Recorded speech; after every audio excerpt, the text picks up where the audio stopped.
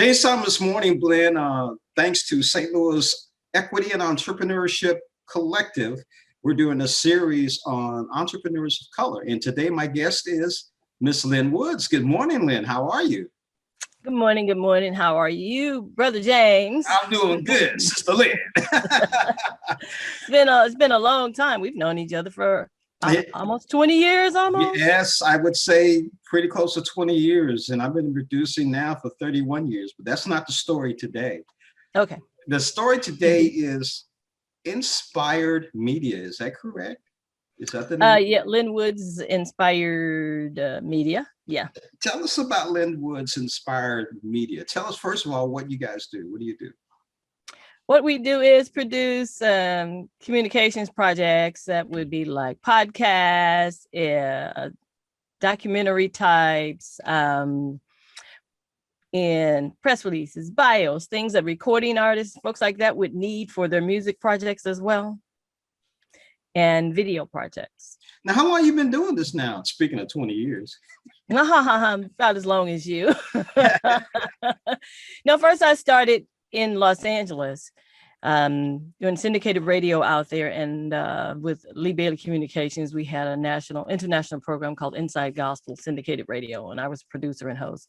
And then you and I connected from my days with the Urban Network, which was one of the powerful urban industry publications in the music industry. And we hosted conferences and did workshops and seminars, as well as being a trendsetter in the music business, forecasting things with urban, hip hop, gospel, pop. And I ran the gospel division and was the editor. And it's now a digital platform. So what are you doing now? You said you're doing these podcasts now. So we've come all the way from that to now doing the podcast and helping recording artists and doing all these other things. When you first got started, did you think you were actually going to be doing this on your own and starting your own business? No, not initially. It was something that I loved to do and had been doing radio like forever. And then I said, you know what?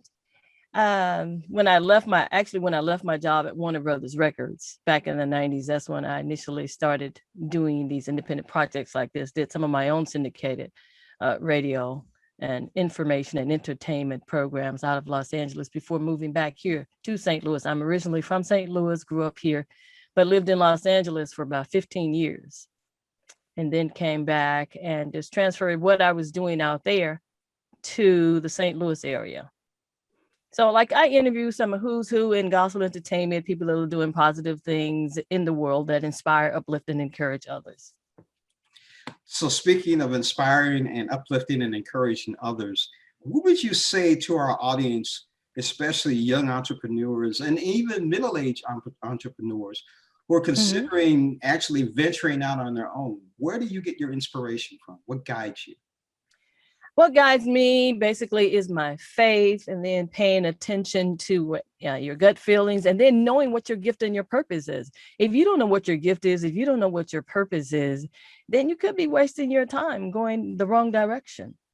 And then you got to have faith and stay committed. It is definitely a faith walk when you don't know where your check is coming from.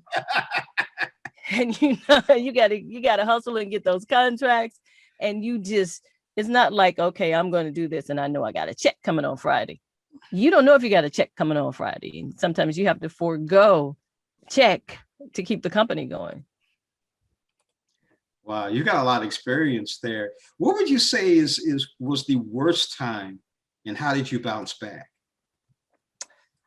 Let's see. The worst time was when I was in between setting up the company and walking away from my regular job. And I was like, I don't know if I want to do this. So, and I had been, you get that regular paycheck, you can pay your bills on time. And then you get to the point where you don't know where your money's coming from. How are you going to pay your rent? And I was in Los Angeles. And you know about what that rent or mortgage. Yeah. But then I kind of held on to my faith and just, made sure I connected with my folks, phone calling, talking to people, just being out there networking in people's faces.